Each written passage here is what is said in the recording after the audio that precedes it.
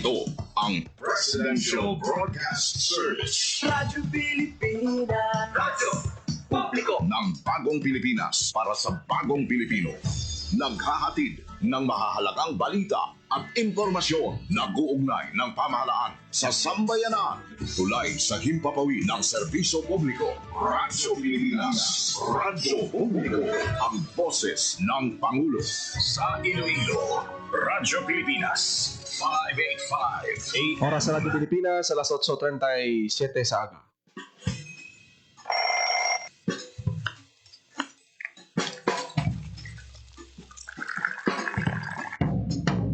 Aga sa Iloilo.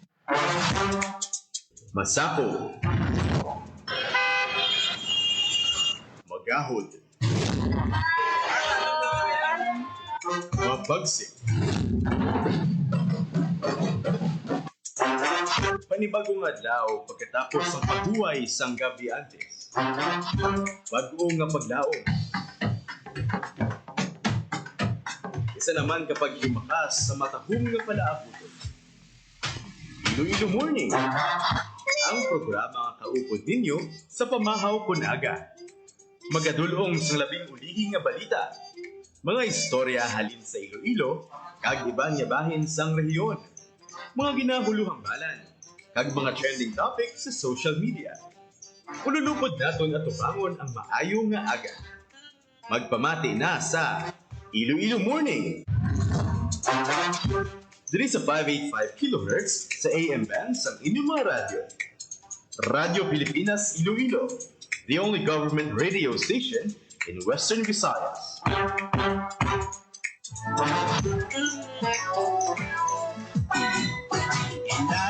Mayong aga Pilipinas, good morning Western Visayas. Welcome sa programa Iloilo Morning. Subong adlaw sa Biyernes, Oktubre 10 na kita tuig 2025. Medyo magalumon ang ato na kalangitan sa palibot sa syudad sa Iloilo. Nga tunay, dughan ko sa imo nali. Bisan nga malayo sa aton ang bagyo, ang aton nga tiyempo. Subong hindi ta mapaktan. Sige-sige ang pagulan sa pinakabahin sa probinsya. Diri sa Iloilo City gani damo sang mga areas nga wala gani malabutan kisa tag 30 minutes ang ulan. Gasaka tubig diyon sa aton sini nga mga dalanon kag mga kanal. Dito sa may bahin sang Bacolod City may 70 ka pamilya nga ginpang bakwit bangod man sa pagtaas ang tubig. Kasunod sa mabaskog na pagulan bot silingon niya may bagyo kag sa wala. Actually ga abiso sa ato ng pag-asa nga in the later parts of 2025 may ka-experience kita sa La Nina o kunining ang amount of rain beyond sa normal na ton nga gina-experience nga ulan sa sinaiya nga period. I-expect ginaya naton nga subong medyo maulanon ang tiyempo. Kung sa una ang amuni nga weather mabatyagan mo sa June, July subong ya later part last part ng 2025 santo sa announcement sa aton sining pag-asa. Mati maka-experience kita isang La Nina. Basta wala lang isang Dugay tingwaan nato nang malabot ang pag-asa. Hibuloon ta kon anong mga weather forecast no. Subong iyang weekend. Para nga may giya kita kung anong mga outdoor activities naton. Ako sa imo. Kung bala mapa-beach kita or hindi. Sa imo panglakap, mata ko gamudlat. Sa imo kagayon, mata ko kadilipat. Ang imo nga supat, malapor sila na. Ang dugan ko inday. Kay galing akong bag. Whoa, yeah.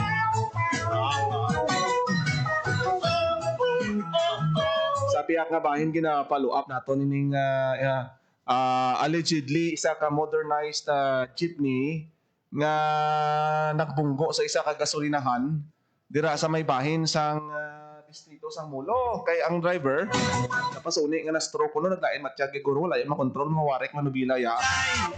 Sa imo pag-i-ay si tutog gatulog ang laway. Hindi makatulog sa bulgay. Hay, Inday, sa imo yung nga tunay, dugan ko sa imo nalipay, hindi mapunggan. Para sa litrato nga aton siniya nakuha no, naging padala sa aton diri sa isa ka netizen. Sa imo Nagpugok ang trapiko dira sa may area sang bahin sang Molo mata ko kalilipat, ang imo nga supat, malapor sila. sa gasolinahan sang Caltex dira bla sa may tabok sang Iloilo Supermart sa distrito sang Molo. Bisang iban ko naman patughong ning modernized jeep na dumiretso sa gasolinahan. Mayo lang kay Kay galinado, wala ka panginlaman ng iban nga nga mga nagapatughong na gina-assess na subong ang damage. Pero sa initial nga impormasyon nga nakuha sang Radyo Pilipinas nga di daw ginatake sang stroke.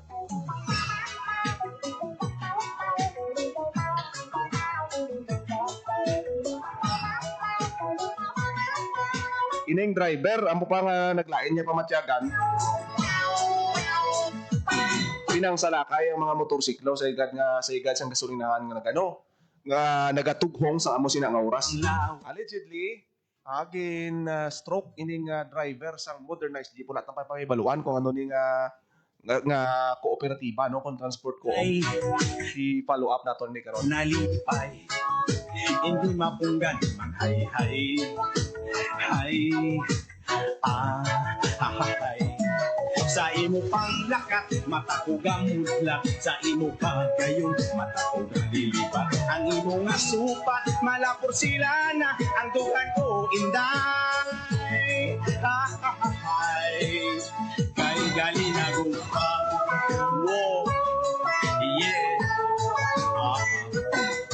inday. Yari na sa aton siniya nga linya nga aton siniya connection sa Pag-asa. Sir Jeff Makiling agon magatag sa aton sang labing ulihi nga lakat sang panahon. Sir Jeff, good morning. Sir, may aga dito sa Canada sa Therapy sa nga ataw. Saturday, October 10, Friday, October 10, 2025. Sa subuang atong ilagay si Professor Storm si Nakri or kung si Keban nakagawa sa Philippine Area of Responsibility. Ang kasama na dahil sa LTA, ang mga nag-affect sa Southern Luzon, Southwestern Linggo din ang Visayas and Mindanao. Meanwhile, dari sa ating sa Western Visayas, ang mga magaling mga halaitan, sa madalas sa ating ang pagulang tayo na siya panaguntog kasi sa Southwestern Linggo. Mahina sa pagkasarangan, sa dalas nga nakasundan, pagkabalabagan para kahanap dari sa Western Visayas, nakanay itong kasarangan rin para sa mga barog na tatari sa pagkasarangan. Pagkatang dari siya, because of 2 degrees Celsius, nagabot na 5:30 a.m. ng aga, magatuloy na isa, 5:35 p.m. karon sa gabi. Kung mga nito sa Therapy, hindi pa station, okay lang. Salamat. Sir Jeff, sa nasiling nimo nakagwa na si Kidan. Mayara pala sa mga na-monitor kita nga nagapasugod man ng LPA. Sa sabong sir, may halaga sa na LPA sir, sa part ng ating Pilipinas, sa sabihin ini sa kalayo, na 365 cameras west Pag-asa Island, Kalayaan. By the way, sir, ano ang rason sa aton sini pag-eksperyensya sa medyo magal-umon aton nga panahon until now diri sa may Western Visayas bisan nga dumalayo kita sa bagyo? Yes sir, bali ang ganda na sa mga kagagal o mga kalanginan sa atin diri, particularly sa Western Visayas sir, isang weather system natin southwesterly wind flow sir. Maraming salamat, Sir Jeff Makiling, sa time maginatag mo diri sa Radyo Pilipinas. Yes sir, maraming salamat sa gano'n. Nabatihan si Sir Jeff Makiling sa Pag-asa sa aton siniyang pinakaulihing lakat sa panahon. Ibago lang kagwa si Kidan, mayara naman sang low pressure nga ginamonitor ang aton siniya nga Pag-asa.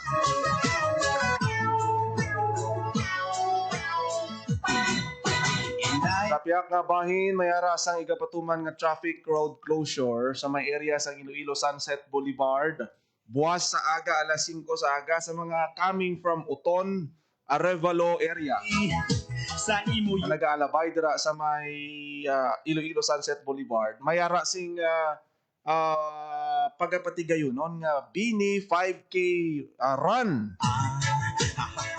fun run sa may Iloilo Sunset Boulevard, ini kung sikat nga grupo, bla ang Bini. Gayon, Kilala na dayon sa mga Gen Z, subong kag mga matursilana ang pamatanon ang ining Bini group sa diin nga magapatigayon sang fun run buwas nga adlaw. Hindi ka mo matingala buwas kung sirado na da. Magsiling ka mo, ay, may ano di man, damo tawo dihaw. tatay. Kay mayara sing pagapatigayon nga Bini Run kagang aton sini nga Iloilo City Traffic Transportation Management Office pagwa sang traffic advisory sa area sang Iloilo Sunset Boulevard from 5 a.m. Onwards. Ay, sa imo pang lakat, mata ko gamudlak. Sa imo kagayon, mata ko Ari ang mga maapektuhan nga mga areas dira sa may Iloilo Sunset Boulevard, viewing deck 2 Sunset Boulevard. Amo ning ruta sang Bini Fun Run.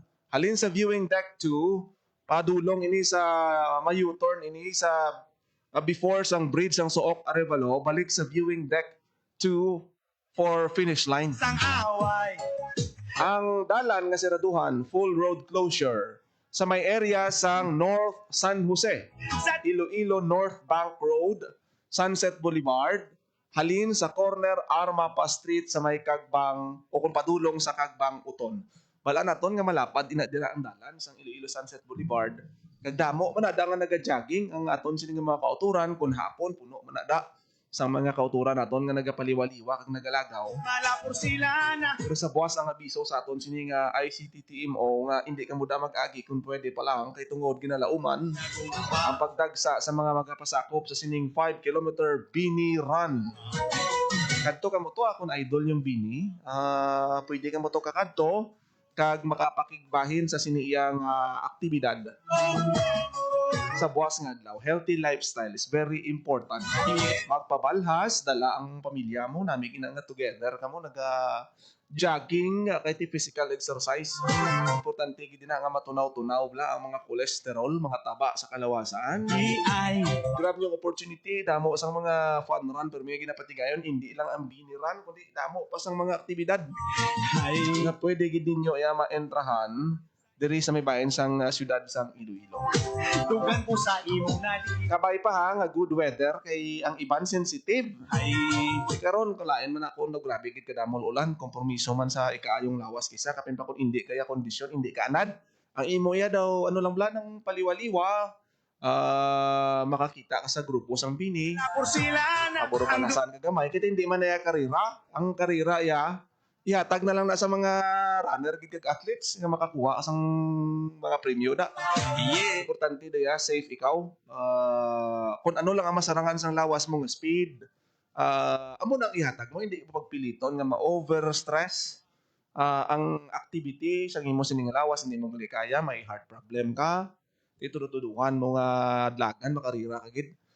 Dapat nga mayara sing control kag kun ano lang i-enjoy lang ang moment sa sining pagpatigayonon niya nga 5 kilometer Bini Run.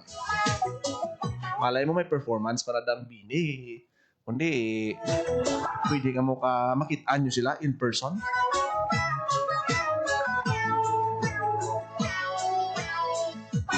Tamo kita sa mga aktibidad diri sa may bahin sa siyudad sa Iloilo sa weekend, no? Actually hindi lang Bini Run ang mayara sing ang mga road closure. Mayara man sang Bini Fun Meet Ari.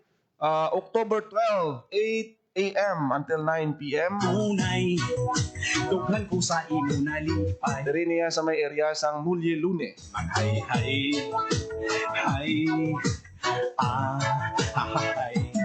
sa imo pang lakat. Tamo kali ni events ang Bini, no? May fun meet kag mayara sing fun run. Malapursilana ang tugan ko. Sa pihak kabahin santo sa ginhiwat nga rapid inspection sa Department of Public Works and Highways sa Ungka flyover, wala sang may nakitaan nga depekto o kon guba, displacement or any damages. Ang team sa DPWH nga ginsend sa Ungka flyover kasunod sa nagluntad nga linog sa nagdigad nga simana nga sa diin ang epicenter dito sa may Cebu magnitude 6.9 Pero dire sa Iloilo, layo Iloilo, pero kusog yapon. Kami malipay. Igin check kag ang maayo nga balita suno sa DPWH. Wala man sila sa nakitaan nga anuman nga cracks, Matakugamot. paghilay o kung pag-usmod. Kag kun ano pa no, santo sa ila siniyagin patigayon nga rapid inspection. Bot silingon safe ini sa mga motorista nga nagalabay dira sa may area sang Ungka flyover. Ining rapid visual inspection kabahin sa nangin mando sa DPWH Regional Office 6 kag gindeklara nga structurally safe ang infrastruktura. Wala dapat kabalakan ang mga motorista nga nagalabay sa babaw kiti full operation 100% na ang ginagyan ang Ungka flyover. Ang medyo huo lang kag kinahanglan mo gid sang malawig nga pasensya kung makalabot ka kang mag-agi ka sa Aganan flyover. Katubtob subong wala pa na iya mapadayon ang construction. Ara gidaya ang kalbaryo sang mga motorista. Grabe ang traffic na sa aga kagasta sapon. Mapuli ka ang ikog sang traffic ari diri sa may opisina sang Commission on Audit. Hasta sa intersection sang barangay o kon sa Aganan flyover. Ngita lang ang mukukuhan kay iban nga alagyan. Wala lang kita tiyempo diri sa aton sini pagpangalagad sa programa Iloilo Morning ang iban nga mga balita. Bantayan nyo na lang sa aton sini nga mga programa pa sa Radyo Pilipinas Iloilo. Ang Radyo Pilipinas Community Group nga aton nga gina-share dira ang aton sini nga mga balita para sa inyo. Kung nagid lamang inyo alagad ang inyo tagbalita kada agad General Baclaim. Mayong aga Pilipinas. God bless Iloilo. Ay, hinday sa Radyo Pilipinas. Radyo Publiko. Radyo Pilipinas. Ang inyong tulay sa himpapawid ng serbisyo publiko. Ang Presidential Broadcast Service, Radyo Pilipinas, Radyo Publiko. Radyo Pilipinas. Radyo Publiko. Kinilala ng pag-international at prestigyosong Asia Pacific Broadcasting Plus Awards 2025 para sa kategorya ng Government Streaming. Ito ay dahil sa epektibo nitong pagsasanib ng mga tradisyonal na media tulad ng telebisyon, radyo at print para masabayan ang mabilis na pag-inog ng mundo ng digital at social media tungo sa mas epektibong paghahatid ng mahahalaga at napapanahong mga impormasyon sa mamamayang Pilipino. Kinilala rin ang Radyo Pilipinas dahil sa patuloy na pag-akyat ng rating. Ngayon ay matatag sa pang-4 na pwesto sa Mega Manila ayon sa pinakahuling Nielsen Radio Audience Measurement Survey. At sa social media, nakamit ang mahigit 2,000% pagtaas ng bilang ng mga sumusubaybay sa Radyo Pilipinas page sa unang bahagi ng 2025. Patunay ito na ang inyong Radyo Pilipinas Radyo Publiko ay tunay na kaagapay ng inyong pamahalaan sa paghahatid ng serbisyo sa mga mamamayang Pilipino. Mula sa aming lahat, sa ngalan ng inyong pamunuan at mga kawani ng Presidential Broadcast Service, kasama ang inyong mga himpilan ng Radyo Pilipinas sa buong kapuluan. Maraming salamat po sa inyong lahat, sa inyong pagtangkilik at pagkilala. Radyo Pilipinas. Radyo Publiko.